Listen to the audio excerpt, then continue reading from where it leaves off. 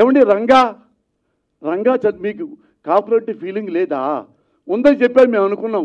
మరి రంగా గారు చెప్పినప్పుడు మీరే చూడటానికి వచ్చారా? కానీ మీ ఇంట్లో ఉండేనా ఖండించారా?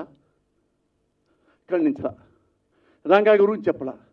మరి ఏం మరి ఈయన ఉన్నాడు ముద్దగ పద్మనాభం గారు, ఆయన మెడబెట్టి నెట్టారు, అరెస్ట్ చేశారు చంద్రబాబు నాయుడు గారు ప్రభుత్వంలో. ఆడపిల్లల్ని ఆడపడుతుల్ని ఏడ్చేలా చేసి జీబీకి ఇచ్చారు, అరెస్ట్ చేశారు. అంత అవమానించారు మన కాపు కులస్తుల్ని.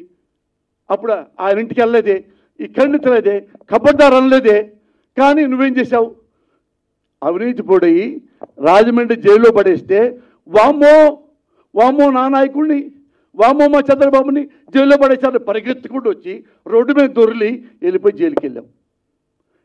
కుడి చేతుల్లోనేమన్నా లోకేష్ని పెట్టుకున్నావు, ఈ ఎడం చేతుల్లోనేమన్నా బాలకృష్ణని పెట్టుకున్నావు, వెనక నీ మనసులోనేమన్నా మనోహర్ని పెట్టుకున్నావు, నీ గుండెలు ఏమన్నా చంద్రబాబును పెట్టుకున్నావు.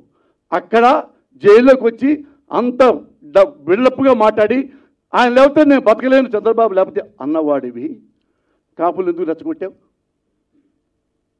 ఎందుకు దుర్మార్గంగా మళ్ళా వచ్చిచ్చావు? మరి ఇంతమంది పోనీ నేను ఎలక్షన్లు వచ్చినప్పుడు చిరంజీవి గారు పార్టీ పెట్టినప్పుడు నేను ఓటేయడానికి అడిగితే చలరూరుపేటలో ఒక అమ్మ నాకు ఓటేవంటే వద్దు, పోస్తానికి ఇష్టపడలే. నువ్వు కాపుల్లో నుంచున్నావు, కాపులు కోటేస్తారంట, కాపుల్లో రౌడీలు గుండాలు ఉంటారు, కాపులు గెలిస్తే మన కమ్మాళ్ళను బతకనివ్వరు.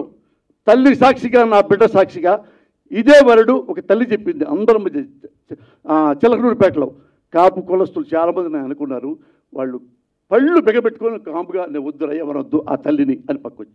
ఇది నీకు తెలుసు కదా. కాపుల్ని రౌడీలు అన్నాడు చంద్రబాబు, కాపులు గుండాలన్నాడు. మరి ఎందుకు ఓటేయాలి? వేయాల్సిందే, కాపులు గుండాలన్నా అనుకుంటున్నా కానీ చంద్రబాబుకే వేయాలంతే. అడగదు, నో క్వశ్చన్, సలహా అడగదు, కబడ్డార్. ఇది ఎక్కడ పాలిటిక్స్? ఇది ఎక్కడ రాజకీయం?